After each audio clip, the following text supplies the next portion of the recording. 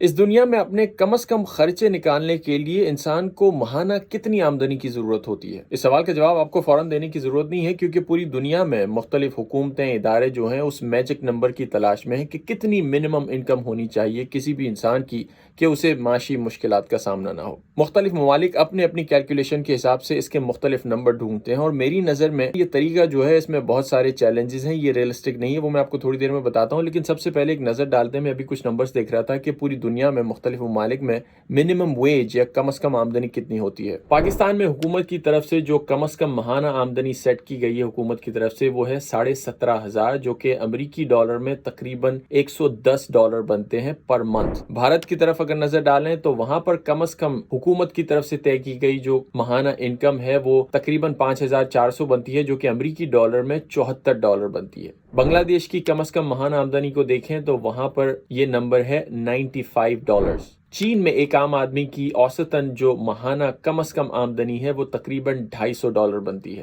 امریکہ میں یہ نمبر مختلف ہو سکتا ہے، امریکہ میں تقریباً 50 ریاستیں ہیں اور ہر ریاست اپنے اپنے حساب سے منیمم ویج چوز کرتی ہے۔ یہ نمبر کم از کم $8 سے لے کر $14 فی گھنٹہ بھی ہو سکتا ہے۔ لیکن اگر ہم امریکہ کا ایوریج نکالنے جائیں تو یہ نمبر ماہانہ جو ہے تقریباً $2,500 ماہانہ کی انکم بنتا ہے۔ برطانیہ میں ماہانہ ایوریج جو کم از کم انکم بنتی ہے وہ تقریباً $2,100 بنتی ہے، جبکہ جاپان میں یہ انکم جو ہے ماہانہ کم از کم تقریباً $2,000 بنتی ہے پر ایوریج۔ اس کے علاوہ ترکی پر اگر نظر ڈالیں تو وہاں پر کم از کم آمدنی ماہانہ جو ہے وہ $280 ہے آن ایوریج۔ ملیشیا میں تقریباً $250 اور اسرائیل میں ایک عام آدمی کی کم از کم تنخواہ جو ہے ماہانہ وہ تقریباً $1,500 بنتی ہے ایوریج۔ اب یہ جو منیمم ویج کا چکر ہے، پوری دنیا میں حکومتیں اپنے اپنے حساب سے انفلیشن کو دیکھ کے اور باقی چیزوں کو دیکھ کے، مہنگائی کو دیکھ کے یہ سیٹ کرتی ہیں کہ ہمارے ملک میں کوئی بھی مزدور یا جو بھی کام کر رہا ہے وہ قانونی طور پر پابند ہے کہ وہ جہاں بھی کام کرنے جائے تو اسے کم از کم یہ تنخواہ ملنی چاہیے۔ ان کا خیال یہ ہوتا ہے کہ اگر اتنی تنخواہ اسے مل جائے تو اسے جو روزمرہ کے چیلنجز ہیں، اپنے خرچے پورے کرنے کی ضرورت ہے، وہ چیلنجز فیس نہیں ہوں گے، جو کہ ایبسولوٹلی ایک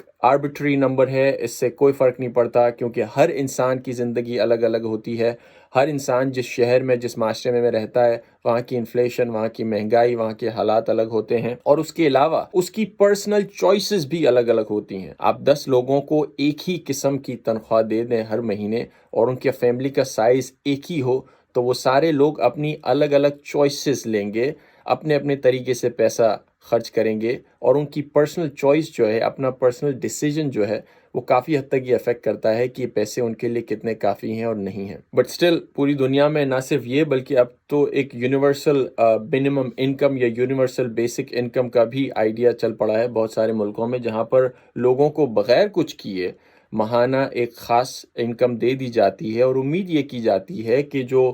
فائنینشیل سٹریس حکومت کی طرف سے ریلیف کیا جاتا ہے آلموسٹ فری میں، یہ پیسے ان کے دے کر وہ ان کو فارغ ٹائم دے گا، اور اس فارغ ٹائم میں وہ لوگ جو ہیں وہ شاید ملک کے لیے، اپنے معاشرے کے لیے کچھ پروڈکٹیو کام کریں گے۔